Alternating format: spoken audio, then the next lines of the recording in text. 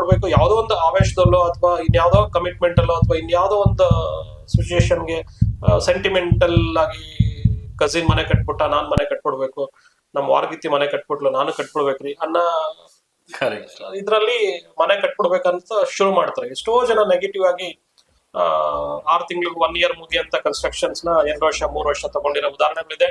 ಅಥವಾ 1 year ಮುಗ್ಬೇಕಂತ project ನ 6 months 7 months ಅಲ್ಲಿ ಮುಗಿಸ್ಕೊಂಡ್ರ ಉದಾಹರಣೆಗಳು ತುಂಬಾ ಉದಾಹರಣೆಗಳಿದೆ.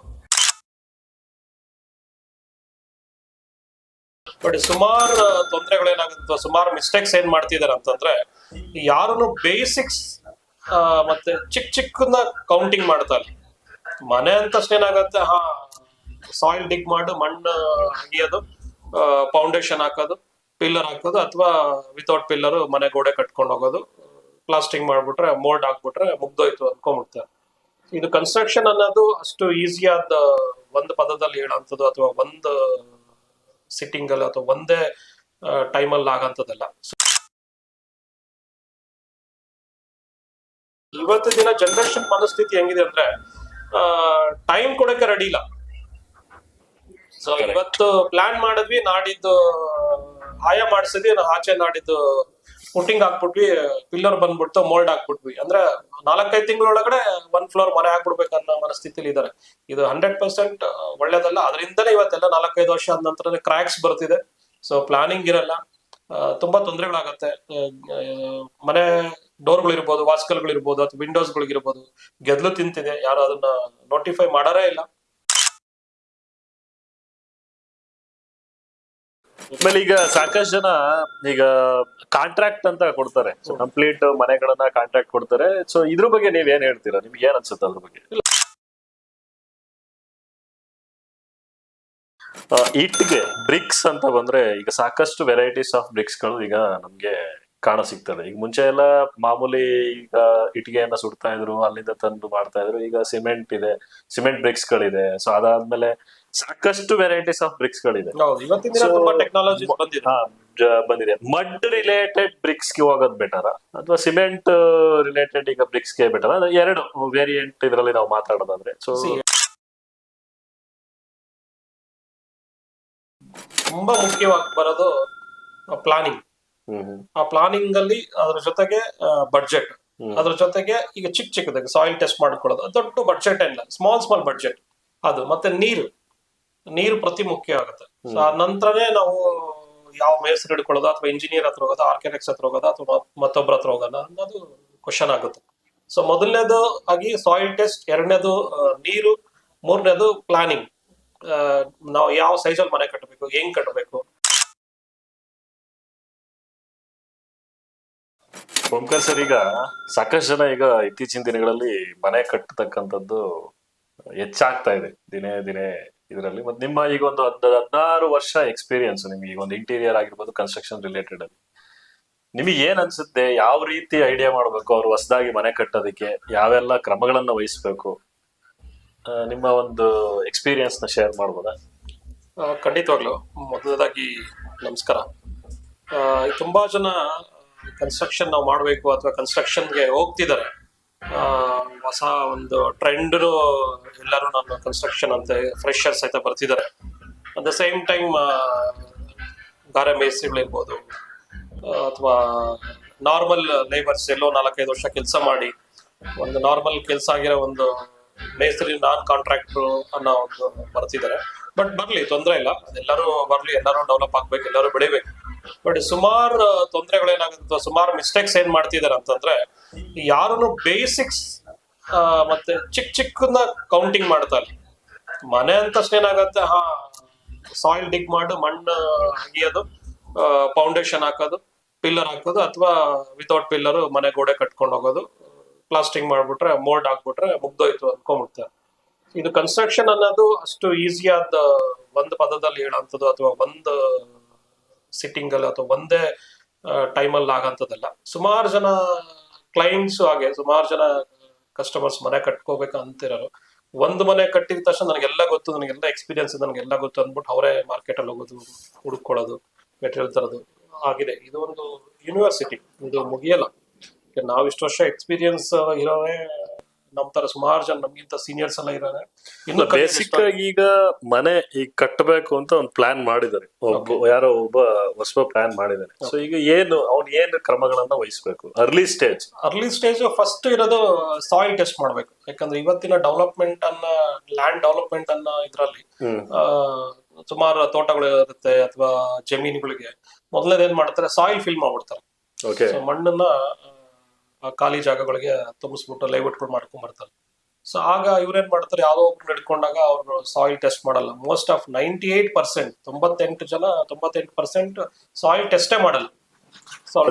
ನೀವ್ ಹೇಳೋದು ಈಗ ಪ್ರೆಸೆಂಟ್ ಈಗ ಅವ್ರು ಎಲ್ಲಿ ಯಾವ ಜಾಗದಲ್ಲಿ ಮನೆ ಕಟ್ಟಬೇಕು ಅಂತ ಇದ್ರೆ first preliminary soil test compulsory. So ಅದಾದ್ಮೇಲೆ ನೆಕ್ಸ್ಟ್ ಈಗ ಅವ್ರೇನ್ ಆಯಾ ಮಾಡಿಸ್ತಾರೆ, ಅದು ಈಗ ಮತ್ತೊಂದು ಈಗ ಕನ್ಸ್ಟ್ರಕ್ಷನ್ಸ್ ಗೆ ಇದೇ ರೀತಿ ಮಾಡ್ಬೇಕು ಅಂತಾರಲ್ಲ, ಅದು ನೆಕ್ಸ್ಟ್ ಮಾಡ್ಕೋಬೇಕು ಅನ್ನೋದು ನಿಮ್ ಸಜೆಷನ್? ಹೌದು.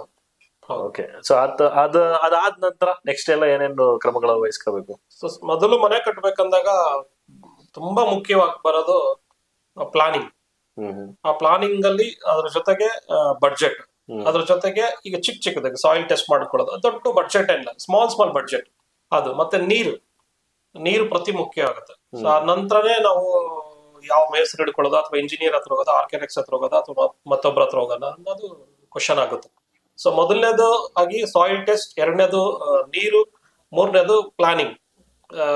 ನಾವು ಯಾವ ಸೈಜಲ್ಲಿ ಮನೆ ಕಟ್ಟಬೇಕು, ಹೆಂಗ್ ಕಟ್ಟಬೇಕು, ಯಾವ ತರದಲ್ಲಿ ಒಂದು ಡಿಸೈನ್ ಬೇಕು, ವೆಲ್ಯುವೇಷನ್ಸ್ ಇರ್ಬೋದು ಅಥವಾ ಇಂಟರ್ನಲ್ ಇರ್ಬೋದು, ಎಕ್ಸ್ಟೀರಿಯರ್ ನಲ್ಲಿ ಇರ್ಬೋದು.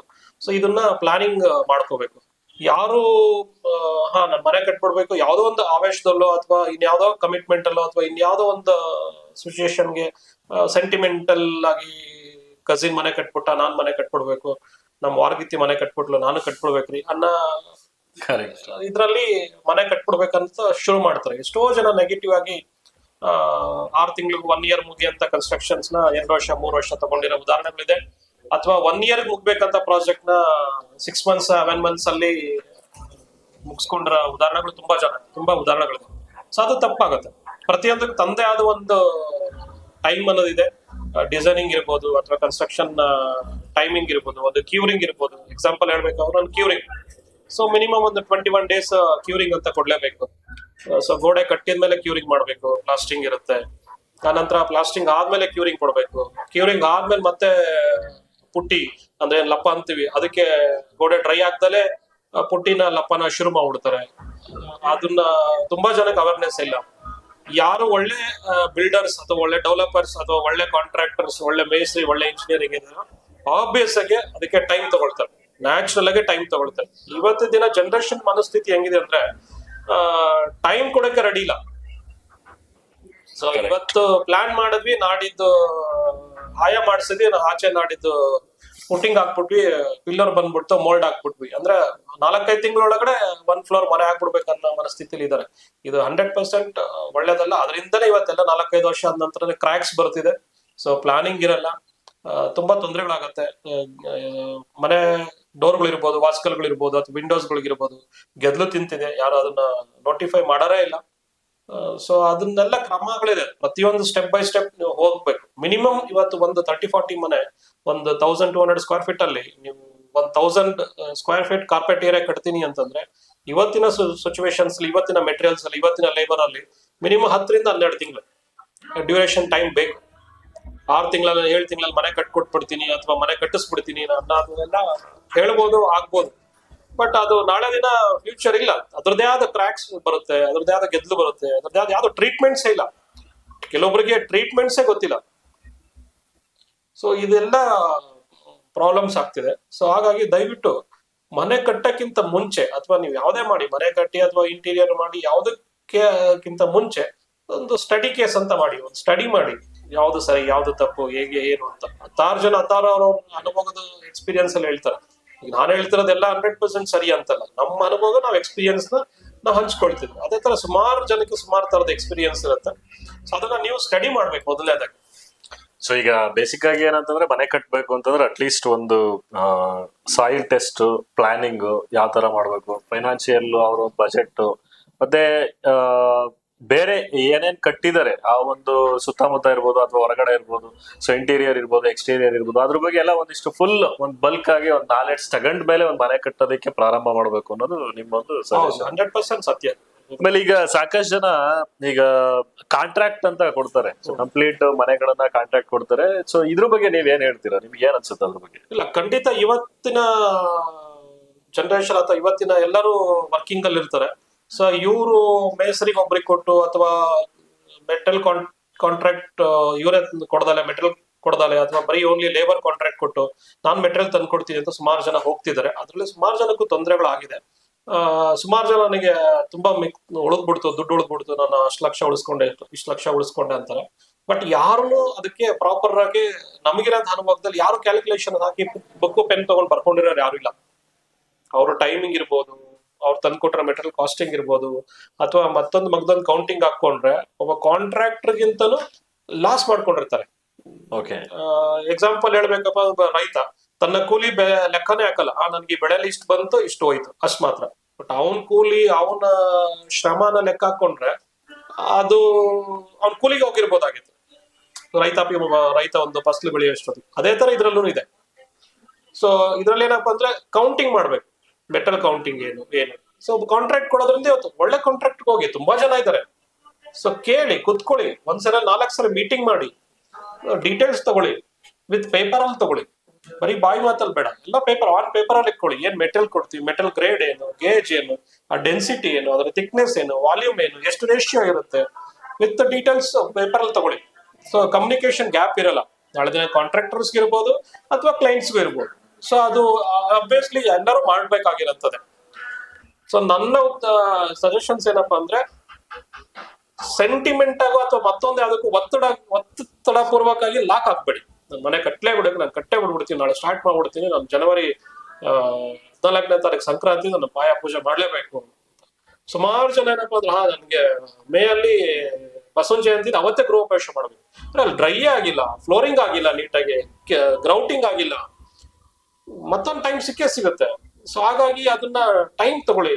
ಇವತ್ತು ಲೈಫ್ ಟೈಮ್ ನೀವಿರಂತದ್ದು ಕಾಂಟ್ರಾಕ್ಟರ್ ಇರ್ಬೋದು, ಅಥವಾ ಲೇಬರ್ ಕಾಂಟ್ರಾಕ್ಟರ್ ಇರ್ಬೋದು, ಅಥವಾ ವಿತ್ ಮೆಟೀರಿಯಲ್ ಕಾಂಟ್ರಾಕ್ಟರ್ ಇರ್ಬೋದು, ಎಲ್ಲಾನು ಕೊಟ್ಬಿಟ್ಟು ಹೋಗ್ತಾರೆ. ಮ್ಯಾಕ್ಸಿಮಮ್ ಏನು ಅವರೊಂದು ಮಾರ್ಜಿನ್ ತಗೋಬಹುದು, ಅವ್ರ ಎಕ್ಸಿಬಿಷನ್ ಚಾರ್ಜ್ ತಗೋಬಹುದು. ಕರೆಕ್ಟ್. ಪಿಲ್ಲರ್ ಮತ್ತೆ ಈ ಒಂದು ಬೇಸ್ಮೆಂಟ್ ಮಾಡ್ತಾರೆ. ಸೊ ಕೆಲವೊಬ್ರು ಪಿಲ್ಲರ್ ಹಾಕ್ತಾರೆ, ಕೆಲವೊಬ್ರು ಬೇಸ್ಮೆಂಟ್, ಬರೀ ಬೇಸ್ಮೆಂಟ್ ಇದ್ರ ಮೇಲೆ ಕನ್ಸ್ಟ್ರಕ್ಟ್ ಮಾಡ್ತಾರೆ. ಸೊ ಇದು ಏನ್ ಡಿಫ್ರೆನ್ಶಿಯೇಟ್ ಏನು? ಅದು ಡಿಪೆಂಡ್ಸ್ ಆನ್ ಎಷ್ಟು ಫ್ಲೋರ್ ತಗೊಳ್ತೀರಾ, ಸಾಯಿಲ್ ಹೇಗೆ, ನೀವು ಮುಂದೆ ಕನ್ಸ್ಟ್ರಕ್ಷನ್ ಯಾವ ಹಂತದಲ್ಲಿ ತಗೊಂಡೋಗ್ತೀರಾ ಅದು ಡಿಪೆಂಡ್ ಆಗುತ್ತೆ. ಸೊ ಬೇಸ್ಮೆಂಟ್ ಅನ್ನೋದು ಕಾಮನ್ ಆಗಿ ಹಾಕ್ತಾರೆ. ಸೊ ಕಾಮನ್ ಆಗಿ ಪಿಲ್ಲರ್ಸ್ ತಗೊಂಡು ಆಮೇಲೆ ಬೀಮ್ಸ್, ಕಾಲಮ್ಸ್ ಹಾಕೊಂಡು ರೈಸ್ ಮಾಡ್ಕೊಂಡು ಹೋಗ್ತಾರೆ. ಸೊ ಅದು depends on construction, depends on soil, depends on ಅವ್ರ. So again soil parameter is very important ಅಂತ ನೀವು ಹೇಳೋದು. ಆಮೇಲೆ ಇನ್ನೊಂದು, ಈಗ ಇಟ್ಗೆ ಬ್ರಿಕ್ಸ್ ಅಂತ ಬಂದ್ರೆ, ಈಗ ಸಾಕಷ್ಟು ವೆರೈಟೀಸ್ ಆಫ್ ಬ್ರಿಕ್ಸ್ ಗಳು ಈಗ ನಮ್ಗೆ ಕಾಣ ಸಿಗ್ತದೆ. ಈಗ ಮುಂಚೆ ಎಲ್ಲ ಮಾಮೂಲಿ ಈಗ ಇಟ್ಟಿಗೆಯನ್ನ ಸುಡ್ತಾ ಇದ್ರು, ಅಲ್ಲಿಂದ ತಂದು ಮಾಡ್ತಾ ಇದ್ರು. ಈಗ ಸಿಮೆಂಟ್ ಇದೆ, ಸಿಮೆಂಟ್ ಬ್ರಿಕ್ಸ್ ಗಳಿದೆ. ಸೊ ಅದಾದ್ಮೇಲೆ ಸಾಕಷ್ಟು ವೆರೈಟೀಸ್ ಆಫ್ ಬ್ರಿಕ್ಸ್ ಗಳಿದೆ. ಇವತ್ತಿನ ದಿನ ತುಂಬಾ ಟೆಕ್ನಾಲಜಿ ಬಂದಿದೆ. ಮಡ್ ರಿಲೇಟೆಡ್ ಬ್ರಿಕ್ಸ್ ಗೆ ಹೋಗೋದು ಬೆಟರ ಅಥವಾ ಸಿಮೆಂಟ್ ರಿಲೇಟೆಡ್ ಈಗ ಬ್ರಿಕ್ಸ್ ಗೆ ಬೆಟರ? ಎರಡು ವೇರಿಯಂಟ್ ಇದರಲ್ಲಿ ನಾವು ಮಾತಾಡೋದಾದ್ರೆ. ಸೊ ಆಬ್ವಿಯಸ್ಲಿ ಅದಕ್ಕೆ ನೀವು ಹೇಳ್ಬೇಕಪ್ಪ ಅಂದ್ರೆ, ನಾರ್ಮಲ್ ಆಗಿ ನಮ್ ಓಲ್ಡ್ ಇಸ್ ಗೋಲ್ಡ್. ಮಡ್ ನಾವೇನ್ ರೆಡ್ ಬ್ರಿಕ್ಸ್ ಮಣ್ಣಲ್ಲಿ ಸುಟ್ಬಿಟ್ಟು ಏನ್ ಮಾಡ್ತಾ ಇದ್ವು, ಅದೇ ಒಳ್ಳೇದು. ಅದೇ ಫಸ್ಟ್ ಎಲ್ಲಾ ಹಳೆ ಕಾಂಟ್ರಾಕ್ಟ್ಸ್ ಅಥವಾ ಏನ್ ಎಕ್ಸ್ಪೀರಿಯನ್ಸ್ ಕಾಂಟ್ರಾಕ್ಟ್ಸ್ ಇದಾರೆ, ಸೊ ಅದನ್ನೇ ರೆಕಮೆಂಡ್ ಮಾಡೋದು, ಅದೇ ಬೆಸ್ಟ್. ಅದ ನಂತರ ಟೆಕ್ನಾಲಜಿ ನಾವು ನೋಡ್ಕೊಂಡು ಇವತ್ತು ನಿಮ್ಗೆ ಏನ್ ಸೂಟ್ ಆಗುತ್ತೆ, ಬಡ್ಜೆಟ್ ಏನ್ ಸೂಟ್ ಆಗುತ್ತೆ, ಅಥವಾ ನಿಮ್ಗೆ ಎಷ್ಟು ಫಾಸ್ಟ್ ವರ್ಕ್ ಆಗ್ಬೇಕು ಅನ್ನೋದ್ರ ಮೇಲೆ ಸುಮಾರು ಬ್ರಿಕ್ಸ್ ಇದೆ ಇವತ್ತು. ಬೆಟರ್ ಅಂತಂದ್ರೆ ನಾವು ರೆಡ್ ಸಾಯಿಲ್, ಏನ್ ಕೆಂಪಿಟ್ಗೆ ಅಂತ ಹೇಳ್ತೀವಿ, ಕೆಂಪೆಟ್ಗೆ ಹೋಗೋದು ಮಣ್ಣಿನ bricks weather wise better. So okay, ಅದಾದ್ಮೇಲೆ ನೆಕ್ಸ್ಟ್ ಇನ್ನೊಂದು ವಿಷಯ ಮಾತಾಡೋದಾದ್ರೆ, ಇದು ಏನು ಕನ್ಸ್ಟ್ರಕ್ಷನ್ ಅನ್ನ ಈಗ ಇಟ್ಗೆದಾಯ್ತು, ಪ್ಲಾನಿಂಗ್ ಆಯ್ತು. ಸೊ ಅದಾದ್ಮೇಲೆ ಈಗೇನು ಸಾಯಿಲ್ ಟೆಸ್ಟಿಂಗ್ ಮಾಡ್ಬೇಕು ಅನ್ನೋದಾಯ್ತು, ಬಜೆಟ್ ಇಂದ ಆಯ್ತು, ಒಂದು ವಿಷನ್ ಈ ತರ ಇರ್ಬೇಕು ಅನ್ನೋದು ಮಾತಾಡಿದ್ವಿ. ಸೊ ನೆಕ್ಸ್ಟ್ ಸ್ಯಾಂಡಲ್ ಕಟ್ಟಡ ಕಟ್ಬೇಕಾ, ಮರಳು ಯೂಸ್ ಮಾಡೋದು? ಮರಳಿಗೆ ಆಕ್ಚುಲಿ ಆಬ್ವಿಯಸ್ಲಿ ಇಲ್ಲ, ಸ್ಯಾಂಡೇ ಜಾಸ್ತಿ ಇರೋದು. ಸ್ಯಾಂಡ್ ಈಗಿನ ಸಿಚುವೇಶನ್ ಅಲ್ಲಿ ಮರಳು ಸಿಗೋದು ತುಂಬಾ ಕಡಿಮೆ. ಸೊ ಸಿಕ್ತು ಅಂದ್ರೆ ಅಥವಾ ಅದ್ರ ಬಡ್ಜೆಟ್ ನೋಡ್ಕೊಂಡು ನೀವು ತಗೊಂಡ್ ಮಾಡಿಸ್ಕೊಂಡ್ರೆ ತುಂಬಾ ಒಳ್ಳೇದು. ಬಟ್ ಇಲ್ಲ ನನಗೆ ಆಪ್ಷನ್ ಇಲ್ಲ ಅಂತಂದ್ರೆ ಡಬಲ್ ಫಿಲ್ಟರ್ ಮರಳು ತಗೊಳ್ಳಿ. ಅದನ್ನ ಏರಿಯಾ ವೈಸ್ ಸೆಲೆಕ್ಟ್ ಮಾಡ್ಕೊಳ್ಳಿ. ಯಾವ ಏರಿಯಾದಲ್ಲಿ ಯಾವ ಎಮ್ ಸ್ಯಾಂಡ್ ಸಿಗ್ತಿದೆ, ಆ ಏರಿಯಾದ ಕ್ವಾಲಿಟಿ ಏನು, ಅದು ಎಷ್ಟು ಫಿಲ್ಟ್ರೇಷನ್ಸ್ ಆಗಿದೆ, ನಮ್ಮ ರೇಷಿಯೋ ಸಿಮೆಂಟ್ ರೇಷಿಯೋಗೆ ಎಷ್ಟು ಹೊಂದುತ್ತೆ, ಅಥವಾ ಇಲ್ಲಿರೋ ವೆದರ್ಗೆ. ಈಗ ತುಮಕೂರು ಡಿಸ್ಟಿಕ್ ಒಂದ್ ವೆದರ್ ಇದ್ರೆ ಹಾಸನ ಡಿಸ್ಟಿಕ್ ಒಂದ್ ವೆದರ್ ಬರುತ್ತೆ. ಅಲ್ಲಿನ ಮಡ್ ಸಾಯಿಲ್ ಇದಿರ್ಬೋದು ಅಥವಾ ವಾತಾವರಣ ಇರ್ಬೋದು, ಬೆಂಗಳೂರದೇ ಬೇರೆ ತರ ಬರುತ್ತೆ. ಹಾಗೆ ಪ್ರತಿಯೊಂದು ಡಿಸ್ಟಿಕ್ ಅಥವಾ ತಾಲೂಕ್ ವೈಸ್ ಅಲ್ಲಿ ಬೇರೆ ಬೇರೆ ತರದಿರುತ್ತೆ. ಅಲ್ಲಿಗೆ ಏನ್ ಸೂಟಬಲ್ ಆಗುತ್ತೆ ಅದನ್ನ ನೀವು ಚೆಕ್ ಮಾಡ್ಕೋಬೇಕು, ಸ್ಟಡಿ ಮಾಡ್ಕೋಬೇಕು. ಸೊ ಅಲ್ಲಿ ಲೋಕಲೈಸ್ಡ್ ಚೆಕ್ ಮಾಡ್ಕೊಳ್ಳಿ.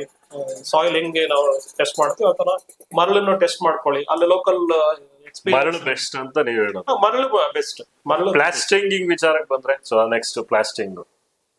ಈಗಿನ ಟೆಕ್ನಾಲಜಿಲಿ ಎರಡು ತರದ್ದು. ಎಕ್ಸ್ಟೀರಿಯರ್ ಹೊರಗಡೆ ವಾಲ್ಗಳೇನಿದೆ ಅದನ್ನೆಲ್ಲಾನು ಕಂಪಲ್ಸರಿ ಪ್ಲಾಸ್ಟಿಂಗ್ ಮಾಡ್ಕೊಂಡ್ರೆ ಡ್ಯೂರಬಿಲಿಟಿ ಇರ್ಬೋದು ಅಥವಾ ಕ್ರ್ಯಾಕ್ಸ್ ಇರ್ಬೋದು, ಲುಕ್ ವೈಸ್ ಇರ್ಬೋದು, ಪ್ಲಾಸ್ಟಿಂಗ್ ಇಸ್ ಬೆಸ್ಟ್. ಅಥವಾ ಟೆಕ್ನಾಲಜಿ ವೈಸ್ ಹೋಗ್ತೀನಿ ಅಂತಂದ್ರೆ ಇಂಟರ್ನಲ್ ಅದು ಇಂಟೀರಿಯರ್ ವಾಲ್ಗಳಿಗೆ ಏನಿದೆ ಅದನ್ನ ಇವತ್ತು ಜಿಪ್ಸಮ್ ಅಂತಾನು ಬಂದಿದೆ. ಸುಮಾರು ಕಂಪ್ನೀಸ್ ಇದೆ ಅದರಲ್ಲಿ, ಅದನ್ನು ಹೋಗ್ಬೋದು, ಚೆನ್ನಾಗಿದೆ. ಅದ್ ಬಿಟ್ರೆ ರೆಗ್ಯುಲರ್ ಆಗಿ ಸಿಮೆಂಟಿಂಗ್ ಮಾಡ್ಕೊಂಡು ಹೋಗ್ಬೋದು. ಪ್ಲಾಸ್ಟಿಂಗ್ ನಂತರ ಸೊ ಈಗ ಇಂಟೀರಿಯರ್ ಅಂತ ಬಂದಾಗ, ಇಂಟೀರಿಯರ್ ಇಟ್ಸ್ ಡಿಫ್ರೆಂಟ್. ಈಗ ತುಂಬಾ ಇಂಟೀರಿಯರ್ ಇದಾಗಿದೆ, ಅವ್ರ ಬಜೆಟ್ ಮೇಲೆ ಇಂಟೀರಿಯರ್ ಅಂತ ಹೇಳ್ಬೋದು ಅಂತ. ಟೋಟಲ್ ರಿಯಲ್ ಎಸ್ಟೇಟ್ ಅಂದ್ರೆ ಕನ್ಸ್ಟ್ರಕ್ಷನ್ ಅಂತಂದ್ರೆ ಬಡ್ಜೆಟ್. ಮೊದಲನೇದು budget, budget and taste. Budget and taste. Next ನಾವೀಗ ಫ್ಲೋರಿಂಗ್ ಬಗ್ಗೆ ಮಾತಾಡೋದಾದ್ರೆ, ಸೊ ಬೇಸಿಕ್ ಆಗಿ ಈಗ ಜಾಸ್ತಿ ಈಗ ಗ್ರಾನೈಟ್ ನೇ ಯೂಸ್ ಮಾಡ್ತಾರೆ. ಸೊ ಈ ಗ್ರಾನೈಟ್ ಮತ್ತೆ ಈಗ ಏನು ವೆಟ್ರಿಫೈಡ್ ಅಂತ ಈಗ ನಾವೇನು ಟೈಲ್ಸ್ ಇದನ್ನ ಮಾಡ್ತೀವಿ. ಸೊ ಡಿಫ್ರೆನ್ಶಿಯೇಟ್ ಯಾವ್ದು ಬೆಸ್ಟ್? ಸೊ ಈ ಕರ್ನಾಟಕ ರೀಜನ್ ಅಲ್ಲಿ ನಾವು ಮಾತಾಡೋದಾದ್ರೆ ಯಾವ್ದು ಬೆಸ್ಟ್ ಸೌತ್ ಇದ್ರಲ್ಲಿ? ನಾವೀಗ ಗ್ರಾನೈಟ್ ಮಾರ್ಬಲ್ ಅಂತಂದ್ರೆ ನ್ಯಾಚುರಲ್, ನಮ್ಗೆ ನ್ಯಾಚುರಲ್ ಸ್ಟೋನ್ಸ್. ಮಾರ್ಬಲ್ ಬರೋದು ಭೂಮಿ ಒಳಗಡೆಯಿಂದಾನೇ ನ್ಯಾಚುರಲ್ ಸ್ಟೋನ್ ಆಗಿ ಸ್ಟೋನ್ ತೆಗ್ದು ಬರೋಂಥದ್ದು. ಗ್ರಾನೈಟ್ ಅದೇ ತರನೇ. ಸೊ ಟೈಲ್ಸ್ ಬಂದು ಈಗ ಟೈಲ್ಸ್ ಅಂದ್ರೆ ಈ ಟೈಲ್ಸ್ ಒಂದು ಮಣ್ಣಿಂದ ಆಗಂತದ್ದು. ಸೊ ಮಣ್ಣಾಗಿ ಅದ್ರದ್ದು ಯಾವ್ದೋ ಒಂದು ರೇಷಿಯೋ ಮಿಕ್ಸಿಂಗ್ ಇರುತ್ತೆ, ಅದ್ರದ್ದು ಯಾವ್ದು ಕಲರ್ಸ್ ಕೋಡ್ಸ್ ಕೆಮಿಕಲ್ಸ್ ಇರುತ್ತೆ. ಸೊ ಹಾಗಾಗಿ ಬರುತ್ತೆ. ಬಡ್ಜೆಟ್ ವೈಸ್ ನಾನು ಹೋಗ್ತೀನಿ ಅನ್ನೋದಾದ್ರೆ ಟೈಲ್ಸ್ ಬೆಟರ್. ಇವತ್ತಿನ ದಿನದಲ್ಲಿ ತುಂಬಾ ವೆರೈಟೀಸ್ ಟೈಲ್ಸ್ ಗಳು ಸಿಗ್ತದೆ. ಬಿಗ್ಗರ್ ಟೈಲ್ಸ್ ಇದೆ, ಮೊದಲ ತರ 2x2 ಒಂದೇ ಮಾಡೆಲ್ ಅಥವಾ ಒಂದೇ ಪ್ಯಾಟರ್ನ್ ಅನ್ನಂಗಿಲ್ಲ. ಇವಾಗ 6x4 ಇದೆ, 8x4 ಬಂದಿದೆ ಈಗ ಹೊಸದ್ರಲ್ಲಿ. ಬಹುಶಃ ಇಲ್ಲಿ ಲೋಕಲ್ ಟಿಕ್ಟೂರ್ ಏರಿಯಾದಲ್ಲಿ 8x4 ಸಿಗ್ತಾ ಇಲ್ಲ, ಗೊತ್ತಿಲ್ಲ, ಸಿಗ್ತಾ ಇಲ್ಲ ಅನ್ಕೊಳ್ತೀನಿ. ನೀವು ಬೇರೆ ಬೇರೆ ದೊಡ್ಡ ಸಿಟಿಗಳಿಗೆ ಹೋದಾಗ ನಿಮ್ಗೆ 8x4 ಒಳ್ಳೆ ಟೈಲ್ಸ್ ಸಿಗ್ತದೆ, 15mm ಥಿಕ್ನೆಸ್ ಅಲ್ಲಿ.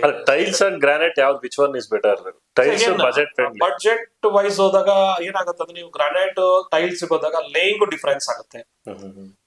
ಲೇಯಿಂಗ್ ಕಾಸ್ಟ್ ಬೇರೆ ತರದಲ್ಲಿ ಆಗಿರುತ್ತೆ. ಈಗ ಗ್ರಾನೈಟ್ಗೆ ಲೇಯಿಂಗ್ ಕಾಸ್ಟ್ ಬೇರೆ ಇದೆ, ಟೈಲ್ಸ್ ಲೇಯಿಂಗ್ ಕಾಸ್ಟ್ ಇದೆ. ಸೊ ಅಗೇನ್ ಆ ಬಡ್ಜೆಟ್, ಈಗ ನಾವು 100 ರೂಪಾಯಿದು ಗ್ರಾನೈಟ್ ತಗೊಂಡ್ರಾಗ ಸೊ ಅವ್ನು 45 to 50 rupees ಲೇಯಿಂಗ್ ಚಾರ್ಜಸ್ ಇರುತ್ತೆ ಗ್ರಾನೈಟ್ಗೆ. ಅಗೇನ್ ಅದಕ್ಕೆ ಹಾಫ್ ರೌಂಡ್, ಫುಲ್ ರೌಂಡ್ ಅಂತ ನೋಸಿಂಗ್ ಇರುತ್ತೆ, ಅದೆಲ್ಲ ರನ್ನಿಂಗ್ ಫೀಟ್ಸ್ ಇರುತ್ತೆ, ಅದ್ರ ಪ್ರೈಸಿಂಗ್ ಎಲ್ಲ ಚೇಂಜಸ್ ಆಗುತ್ತೆ. ಅವಾಗ ನಿಮ್ಗೆ ಬಡ್ಜೆಟ್ ಬೇರೆ ಲೆಕ್ಕಾಚಾರದಲ್ಲಿ ಹೋಗುತ್ತೆ. ಸೊ ಟೈಲ್ಸ್ ತಗೊಂಡಾಗ ಟೈಲ್ಸ್ಗೆ ಲೇಯಿಂಗ್ ಚಾರ್ಜಸ್ ಬೇರೆ ಇರುತ್ತೆ, ಅದಕ್ಕೆ ಪಾಲಿಶಿಂಗ್ ಅಂತ ಏನಿರಲ್ಲ. ಅಥವಾ ನೀವು ಫುಲ್ ಬಾಡಿ ತಗೊಂಡಾಗ ಗ್ರಾನೈಟ್ ತರನೇ ಪಾಲಿಶ್ ಮಾಡ್ಕೋಬಹುದು. ಸೊ ಅದ್ರ ಬಡ್ಜೆಟ್ ಬೇರೆ ಆಗುತ್ತೆ, ಟೈಲ್ಸ್ ಹಾಕಕ್ಕೆ ಬಡ್ಜೆಟ್ ಬೇರೆ ಆಗುತ್ತೆ. ಆಮೇಲೆ ಫ್ಲೋರಿಂಗ್ಗೆ ಟೈಲ್ಸಿಂಗ್ ಲೇಯಿಂಗ್ ಚಾರ್ಜಸ್ ಡಿಫ್ರೆಂಟ್ ಇರುತ್ತೆ, ವಾಲ್ಗೆ ಬೇರೆ ಲೇಯಿಂಗ್ ಚಾರ್ಜಸ್ ಬೇರೆ ಇರುತ್ತೆ. ಅವರೇಜ್ ಒಂದು ಅವರೇಜ್ ಮಾತಾಡೋದ್ರೆ tiles is better. So for the budget wise ಈಗಿನ trend again every 8 to 10 years ಒಂದು ಟ್ರೆಂಡ್ ಅನ್ನೋದು ಚೇಂಜ್ ಆಗ್ತಾ ಇರುತ್ತೆ. ಸೊ ಆ ಟ್ರೆಂಡ್ ನಾನು ಫಾಲೋ ಆಗ್ತೀನಿ ಅಂತಂದ್ರೆ ಮಾರ್ಕೆಟ್ ಅಲ್ಲಿ ಏನಿದೆ ಆ ಒಂದು 10 ವರ್ಷ ನಾವು ಯೂಸ್ ಮಾಡ್ಕೊಳ್ಳೋದು ಕಾಮನ್ ಆಗಿ ನಡೀತಾ ಇರೋದಂತ ಒಂದು ವಿಚಾರಗಳು. ಸೊ ನಿಮ್ಗೆ ಝೀರೋ ಮೇಂಟೆನೆನ್ಸ್ ಅಂದ್ರೆ always granite is the best. Okay, zero maintenance granite is best. Granite ಅಂದ್ರೆ ಏನು ಪ್ರಾಬ್ಲಮ್ ಇಲ್ಲ. ಒಳ್ಳೆ ನೀಟಾಗಿ ಲೇಯರ್ ಹಿಡ್ಕೊಳ್ಳಿ. ಒಳ್ಳೆ ಲೇಯರ್ ಅಂದ್ರೆ ಎಕ್ಸ್ಪೀರಿಯನ್ಸ್ ಲೇಯರ್ ಆಲ್ವೇಸ್ ಎಲ್ಲರಿಗಿಂತಲೂ 5 ರೂಪಾಯಿ 10 ರೂಪಾಯಿ ಒಂದು ಸ್ಕ್ವೇರ್ ಫೀಟ್ ಜಾಸ್ತಿ ಇರುತ್ತೆ. ಬಟ್ ಅವ್ರ ಅಕ್ಯುರೇಸ್ ಇರುತ್ತೆ, ಕಟ್ಟಿಂಗ್ಸ್ ಇರ್ಬೋದು, ಜಾಯಿಂಟ್ಸ್ ಇರ್ಬೋದು, ಒಂದು ಗ್ರೌಟಿಂಗ್ ಹಾಕೋ ವಿಧಾನಗಳಿರ್ಬೋದು. ಸೊ ಇರುತ್ತೆ. ನೀವು ಬಡ್ಜೆಟ್ 10 ಜನದ ಹತ್ರ ಎನ್ಕ್ವೈರಿ ಮಾಡಿ ಅವ್ನು ಯಾರೋ ಕಡಿಮೆ ಕೊಟ್ಟ, ನಮ್ ಕಸಿನ್ ಹಾಕ್ಸ್ದ ಅಂದ್ರೆ ಅವ್ರದ್ದು ಕೆಲಸಗಳು ಹಾಗೆ ಇರುತ್ತೆ. ಎಕ್ಸಾಕ್ಟ್ಲಿ. ಈಗ ಸೊ ಆಲ್ಮೋಸ್ಟ್ ಒಂದು ಮನೆ ವಿಚಾರನ ಮಾತಾಡಿದ್ವಿ. ಸೊ ಪ್ಲಾನಿಂಗ್ ಇಂದ ಹಿಡಿದು ಸಾಯಿಲ್ ಟೆಸ್ಟಿಂಗ್ ಇಂದ ಹಿಡಿದು ಪಿಲ್ಲರ್ ಅಥವಾ ಬೇಸ್ಮೆಂಟ್ ಏನು ಅವರ ಚಾಯ್ಸ್ ಒಂದು ಇದರಿಂದ ಹಿಡಿದು ಬ್ರಿಕ್ಸ್ ಒಂದು ಚಾಯ್ಸಿಂಗ್ ಇಂದ ಹಿಡಿದು ಆಮೇಲೆ ನೆಕ್ಸ್ಟ್ ಕನ್ಸ್ಟ್ರಕ್ಷನ್ಸ್ಗೆ ಮರಳು ಯೂಸ್ ಮಾಡ್ಬೇಕಾ ಸ್ಯಾಂಡ್ ಯೂಸ್ ಮಾಡ್ಬೇಕಾ ಅನ್ನೋದ್ರಿಂದ ಹಿಡಿದು ಪ್ಲಾಸ್ಟಿಂಗ್ ಯಾವ ರೀತಿ ಒಂದು ಮೆಟೀರಿಯಲ್ಸ್ ನ ಯೂಸ್ ಮಾಡ್ಬೋದು, ಡಿಫ್ರೆನ್ಶಿಯೇಟಿಂಗ್ ಜಿಪ್ಸಮ್ ಆಗಿರ್ಬೋದು, ಇನ್ನೊಂದು ಇಂಟೀರಿಯರ್ ಇದರಲ್ಲಿ ಆ ಒಂದು ವಿಚಾರ ಮಾತಾಡಿದ್ವಿ. ಮತ್ತೆ ಅಗೇನ್ ಇಂಟೀರಿಯರ್ ಬಗ್ಗೆ ಮಾತಾಡಿದ್ರೆ interior is the biggest subject. But ಆದ್ರೆ ಬಜೆಟ್ ಮತ್ತೆ ಅಗೇನ್ ಟೇಸ್ಟ್ ಮೇಲೆ ಅವ್ರಿಗೆ ಏನ್ ಬೇಕು ಆ ಒಂದು ಇಂಟೀರಿಯರ್ ನ ಮಾಡಬಹುದು. ಮತ್ತೆ ಫ್ಲೋರಿಂಗ್ ಬಗ್ಗೆ ಟೈಲ್ಸ್ ಅಂಡ್ ಗ್ರಾನೈಟ್ ಬಗ್ಗೆ ಮಾತಾಡಿದ್ವಿ. ಸೊ ಇಟ್ಸ್ ಝೀರೋ ಮೇಂಟೆನೆನ್ಸ್ ಅಂದ್ರೆ ಗ್ರಾನೈಟ್. ಸೊ ಈ ತರ ಒಂದು ವಿಚಾರ ಮಾತಾಡಿದ್ವಿ. ಸೊ ಫೈನಲಿ ಒಂದು ಕನ್ಕ್ಲೂಡ್ ಮಾಡ್ಬೇಕು ಒಂದು ವಿಷಯನ. ಸೊ ಈ ಒಂದು ಇದನ್ನ ಅಂತ ಅನ್ನೋದಾದ್ರೆ ನೀವು ಆಕ್ಚುಲಿ ಇದೇ ಕನ್ಸ್ಟ್ರಕ್ಷನ್ ರಿಲೇಟೆಡ್ ಇರೋದು, ಮತ್ತೆ ನೀವು ಕಾಂಟ್ರಾಕ್ಟ್ ಕೂಡ ಮಾಡ್ತೀರಾ. ಸೊ ನಿಮ್ದ ಒಂದು ವೇ ಅಲ್ಲಿ ಸೊ ವಿತ್ ಅಗ್ರಿಮೆಂಟ್ ಇದ್ರಲ್ಲಿ ಸೊ ನೀವು ಏನ್ ಹೇಳೋದಕ್ಕೆ ಇಷ್ಟಪಡ್ತೀರಾ, ನೀವ್ ಏನೇನ್ ವರ್ಕ್ ಅನ್ನ ಮಾಡ್ತಿದ್ದೀರಾ ಅದನ್ನೊಂದಿಷ್ಟು ಹೇಳಿ. ಇಲ್ಲಿ ನಾವು ವರ್ಕ್ ಮಾಡೋಂಥದ್ದು ನಾವು ಎಂಡ್ ಟು ಎಂಡ್ ಸೊಲ್ಯೂಷನ್ ತಗೊಳ್ತೀವಿ. ಸೊ ನಾವು ವಿತ್ ಮೆಟೀರಿಯಲ್ ಕಾಂಟ್ರಾಕ್ಟ್ ತಗೊಳ್ಳೋದು. ಸೊ ವಿತೌಟ್ ಮೆಟೀರಿಯಲ್ ಓನ್ಲಿ ಲೇಬರ್ಗೆ ನಾವು ವರ್ಕ್ ಮಾಡಲ್ಲ. ಸೊ ಟೋಟಲ್ ಆಗಿ ನಮ್ಮ ಕಂಪ್ನಿ ಅಥವಾ ನಾವು ಮಾಡ್ತಾ ಇರೋದು ಪ್ರೊಸೀಜರ್ ಏನಪ್ಪಾ ಅಂದ್ರೆ ಕಸ್ಟಮೈಸ್ ಬೇಸ್ಡ್. ಓವರ್ ಆಗಿ ಕಸ್ಟಮೈಸ್ ಬೇಸ್ಡ್. ಫಸ್ಟ್ ನಾವು ಕಸ್ಟಮರ್ ಕೇಳೋದು ನಿಮ್ ರಿಕ್ವೈರ್ಮೆಂಟ್ ಏನು. ಅಗೇನ್ ನಾವು ಕಸ್ಟಮರ್ ಕ್ವಶನ್ ಮಾಡೋದೇನಪ್ಪ ಅಂದ್ರೆ ನಿಮ್ ಬಡ್ಜೆಟ್ ಏನು. So end of the day budget ಇಲ್ದಲೆ ನಾವ್ ಏನೇ 10 ಪ್ಲಾನ್ ಮಾಡಿ 10 ಡಿಸೈನ್ ಮಾಡಿ 100 ಸರಿ ಸಿಟ್ಟಿಂಗ್ ಮಾಡಿದ್ರು ಕ್ವಶನ್ ಮಾರ್ಕ್ ಬರೋದು ಬಡ್ಜೆಟ್ ಅಲ್ಲಿ. ಸೊ ಹಾಗಾಗಿ ನಾನು ಒಂದೇ ಒಂದು ರಿಕ್ವೆಸ್ಟ್ ಮಾಡ್ಕೊಳ್ಳೋದೇನಪ್ಪ ಅಂದ್ರೆ ಎಲ್ಲಾ ಮನೆ ಕಟ್ಟೋರ್ಗೆ ಅಥವಾ ಇಂಟೀರಿಯರ್ ಮಾಡಿಸ್ಕೊಳ್ಳೋರ್ಗೆ ವಾಟ್ ಎವರ್ ರಿಯಲ್ ಎಸ್ಟೇಟ್ ಸಂಬಂಧಪಟ್ಟಿದ ವಿಚಾರಗಳಿಗೆ ಫಸ್ಟ್ ಬಡ್ಜೆಟ್ ನ ನೀವು ಶೇರ್ ಮಾಡ್ಕೊಳ್ಳಿ. ಈಗ ಹಾಸ್ಪಿಟಲ್ಗೆ ಹೋದ ತಕ್ಷಣ ನಂಗೆ ಏನ್ ನೋವಿದೆ ಅಂತ ಹೇಳಿದ್ರೆ ಡಾಕ್ಟರ್ ಟ್ರೀಟ್ಮೆಂಟ್ ಕೊಡ್ಲಿಕ್ಕೆ ಈಸಿ ಆಗುತ್ತೆ. ನನಗೆ ಬಡ್ಜೆಟ್ ಬೇಡ, ನನ್ನ ಬಡ್ಜೆಟ್ ಆಮೇಲೆ ಆಯ್ತು ನಿಮ್ದು ಹೇಳಿ. ಹೌದು, ಅವ್ರದ್ದು ಹೇಳ್ತಾರೆ, ಅದು ಸೂಟ್ ಆಗಲ್ಲ. ಫಸ್ಟ್ ಆಫ್ ಆಲ್ ನಾನು 10 ಲಕ್ಷಕ್ಕೆ ಮನೆ ಕಟ್ಬೇಕಾ, 10 ಕೋಟಿಗೆ ಮನೆ ಕಟ್ಬೇಕಾ, ನಾನು 1 ಲಕ್ಷಕ್ಕೆ ಇಂಟೀರಿಯರ್ ಮಾಡಿಸ್ಕೋ, 10 ಲಕ್ಷ ಇಂಟೀರಿಯರ್ ಮಾಡಿಸ್ಕೋಬೇಕಾ. ಬಡ್ಜೆಟ್ ಫಿಕ್ಸ್ ಮಾಡ್ಕೊಳ್ಳಿ. ಬಡ್ಜೆಟ್ ಇಲ್ದಲ್ಲ ಯಾವ್ದು ನಡೆಯಲ್ಲ ಇವತ್ತಿನ ಮಾರ್ಕೆಟ್ ಅಲ್ಲಿ. ತೊಂದರೆಗಳು ಏನಾಗುತ್ತೆ, ಅವ್ರು ಏನ್ ಹೇಳಿರ್ತಾರೆ ಸ್ಟಾರ್ಟ್ ಮಾಡಿರ್ತೀರಾ, ಬಜೆಟ್ ಮೇಲೆ ಡಿಸೈನ್ ಮಾಡಿ ಅಂತ ನಿಮ್ಮ ಒಂದು ಸಜೆಷನ್. ಕಸ್ಟಮೈಸ್ ಮಾಡೋರ ಹತ್ರನೇ ಹೋಗಿ ಬಡ್ಜೆಟ್ ಹಾಕೊಳ್ಳಿ. ಕಸ್ಟಮೈಸ್ ಮಾಡೋರ ಹತ್ರ ಹೋಗಿ ನಿಮ್ ಟೇಸ್ಟ್ ಆಗಿ ನಿಮಗ್ ಬರುತ್ತೆ. ನೀವು ಅನ್ಕೊಂಡ್ ಡ್ರೀಮ್ ನ ನೀವು ಈಗ ನಿಮ್ಮ ಫರ್ಮ್ ಅಂಡ್ ನೀವ್ ಏನೇನ್ ವರ್ಕ್ ಅನ್ನ ಮಾಡ್ತಿದ್ದೀರಾ ಅದನ್ನ ತಿಳಿಸಿ. ಸೊ ನಮ್ಮ ಫರ್ಮ್ ಬಂದು ಪ್ರಗತಿ ಕ್ರಿಯೇಟಿವ್ ಅಂತ. So we are in basically end to end solutions ಕೊಡ್ತೀವಿ, ಫ್ಲೋರಿಂಗ್ ಇಂದ ಸೀಲಿಂಗ್ ವರೆಗೂ. ಸೊ ಕನ್ಸ್ಟ್ರಕ್ಷನ್ಸ್ ಮಾಡ್ತೀವಿ. ಕನ್ಸ್ಟ್ರಕ್ಷನ್ ಅಲ್ದಲೆ ರೆನೋವೇಷನ್ಸ್ ವರ್ಕ್ಸ್ ತಗೊಳ್ತೀವಿ. ಅದ ನಂತರ ಈಗ ಇಂಟೀರಿಯರ್ ಇರ್ಬೋದು ಅದನ್ನ ತಗೊಳ್ತೀವಿ, ಫ್ಲೋರಿಂಗ್ ಇರ್ಬೋದು, ಪ್ಲಾಸ್ಟರಿಂಗ್ ಇರ್ಬೋದು, ರಿಯಲ್ ಎಸ್ಟೇಟ್ ಅಂತ ಕನ್ಸ್ಟ್ರಕ್ಷನ್ ಸಂಬಂಧಪಟ್ಟಿದ್ದು ಎಲ್ಲಾ ತರದ್ದು ನಮ್ಮ ಕಂಪ್ನಿಲಿ ತಗೊಳ್ತೀವಿ. ಎಲ್ಲಾನು ಅಗ್ರಿಮೆಂಟ್ಸ್ ಬೇಸ್ಡ್ ಅಗ್ರಿಮೆಂಟ್ ಇರುತ್ತೆ. ಮೆಟೀರಿಯಲ್ ಏನ್ ಕಂಪನಿ ಯೂಸ್ ಮಾಡ್ತೀವಿ, ಯಾವ ಬ್ರ್ಯಾಂಡ್ ಯೂಸ್ ಮಾಡ್ತೀವಿ, ಏನ್ ರೇಷಿಯೋ ಇರುತ್ತೆ ಅದನ್ನೆಲ್ಲ ಕಂಪ್ಲೀಟ್ಲಿ ಅಗ್ರಿಮೆಂಟ್ ಪೇಪರ್ ಅಲ್ಲಿ ಮೆನ್ಷನ್ ಮಾಡಿರ್ತೀವಿ. ಅಟ್ ದ ಸೇಮ್ ಟೈಮ್ ಇಷ್ಟು ದಿನದಲ್ಲಿ ವರ್ಕ್ ನಡೆಯುತ್ತೆ ಅನ್ನೋದು ಒಂದು ಇರುತ್ತೆ. ಸೊ ಪ್ಲಸ್ ಆರ್ ಮೈನಸ್ ಅಲ್ಲಿ ವರ್ಕ್ ಅಲ್ಲಿ ಡಿಫ್ರೆನ್ಸ್ ಆಗ್ಬೋದು. ಪವರ್ ಇರ್ಬೋದು ಅಥವಾ ಪೇಮೆಂಟ್ಸ್ ಇರ್ಬೋದು, ಪ್ಲಾನಿಂಗ್ ಎಕ್ಸಿಕ್ಯೂಷನ್ ಇರ್ಬೋದು ಅಥವಾ ಪ್ಲಾನಿಂಗ್ ಇರ್ಬೋದು, ಅದು ವ್ಯತ್ಯಾಸ ಆಗ್ಬೋದು. ಬಟ್ ಓವರ್ ಆಲ್ ಆಗಿ ಆನ್ ಪೇಪರ್ ಅಲ್ಲಿ ಎಲ್ಲ ಇರುತ್ತೆ, ಎಲ್ಲ ವರ್ಕ್ ಇರುತ್ತೆ. ಈ ವಿಡಿಯೋದಲ್ಲಿ ಕೊಟ್ಟಿರ್ತಕ್ಕಂಥ ನಂಬರಿಗೆ ಕರೆ ಮಾಡಿದ್ರೆ ನೀವು ಕಂಪ್ಲೀಟ್ ಇನ್ಫಾರ್ಮೇಶನ್ಸ್ ಅಂಡ್ ಅವರ ಜೊತೆ ನೀವು ಏನಾದ್ರು ಕನ್ಸ್ಟ್ರಕ್ಷನ್ಸ್ ಅವ್ರ ಏನಾದ್ರು ಕಸ್ಟಮರ್ ಇಷ್ಟಪಟ್ರೆ ನೀವು ಮಾಡಕ್ ರೆಡಿ ಇದ್ದೀರಾ? ಖಂಡಿತ ಖಂಡಿತ. ಓಕೆ. ಸೊ ಫೈನಲಿ ಈಗ ನಾವಿವತ್ತು ಏನು ಈ ಒಂದು ವಿಡಿಯೋನ ಹೆಚ್ಚಿನ ಜನಕ್ಕೆ ಶೇರ್ ಮಾಡಿ. ಸೊ ಪರ್ಟಿಕ್ಯುಲರ್ ಆಗಿ ನಾನು ಈ ಒಂದು ವಿಡಿಯೋವನ್ನ ಮಾಡೋ ಉದ್ದೇಶ ಏನಂತಂದ್ರೆ, ಸಾಕಷ್ಟು ಜನ ಮನೆ ಕಟ್ಟಬೇಕಾದ್ರೆ ಒಂದು ಎಡಬೋದುಂಟು. ಸೊ ಏನು ಯಾವ ರೀತಿ ಪ್ರಿಕಾಷನರಿಗಳನ್ನ ತಗೊಟ್ಕೊಳ್ಬೇಕು, ಸೊ ಅದನ್ನ ಪ್ರೆಸೆಂಟೇಷನ್ಸ್ ಹೆಂಗಿರ್ಬೇಕು, ಎಕ್ಸಿಕ್ಯೂಷನ್ ಯಾವ ರೀತಿ ಮಾಡಬೇಕು, ಸೊ ಅದಾದ್ಮೇಲೆ ಕಾಂಟ್ರಾಕ್ಟರ್ಗಳ ಜೊತೆ ಯಾವ ರೀತಿ ಆ ಕ್ವಶನ್ಸ್ ಫ್ರೇಮಿಂಗ್ ಅನ್ನ ಇಟ್ಕೊಂಡು ಆ ಒಂದು ಮನೆಯನ್ನ ಕಂಪ್ಲೀಟ್ ಮಾಡ್ಕೊಳ್ಬೇಕು. ಸೊ ಇಂಟೀರಿಯರ್ ಇರ್ಬೋದು, so constructions any part of ಇದನ್ನ ನಿಮ್ಗೆ ಕಂಪ್ಲೀಟ್ ಆಗಿ ಸೊ ಈ ಒಂದು ವಿಡಿಯೋದಲ್ಲಿ ಒಂದಿಷ್ಟು ಸಣ್ಣ ಇನ್ಫಾರ್ಮೇಶನ್ ಅನ್ನ ಕೊಡೋದಕ್ಕೆ ನಾವು ಪ್ರಯತ್ನ ಪಟ್ಟಿದ್ದೀವಿ ಅಂತ ನಾನು ಅನ್ಕೊಂತೀನಿ. ಸೊ ಸರ್, ಈ ಸಾಕಷ್ಟು ಒಂದು ಇನ್ಫಾರ್ಮೇಶನ್ ಅನ್ನ ಕೊಟ್ಟಿದ್ದಕ್ಕೆ thank you very much sir. So ನೀವು ಈ ನಂಬರ್ ಕೊಟ್ಟಿದ್ದೀನಿ, ಸೊ ಖಂಡಿತ ನೀವು ಕರೆ ಮಾಡ್ಬೋದು. ಕರೆ ಮಾಡಿ ಹೆಚ್ಚಿನ ಮಾಹಿತಿಗಾಗಿ ಅವ್ರನ್ನ ಸಂಪರ್ಕ ಮಾಡಿ. ನವಿ ಟೈಮ್ಸ್ ನ ಖಂಡಿತ ಸಬ್ಸ್ಕ್ರೈಬ್ ಮಾಡ್ಕೊಳ್ಳಿ ಅಂತ ಹೇಳ್ತಾ ಈ ಒಂದು ವಿಡಿಯೋವನ್ನ ನಾನು ಮುಕ್ತಾಯ ಮಾಡ್ತಾ ಇದ್ದೀನಿ. ನಮಸ್ಕಾರ.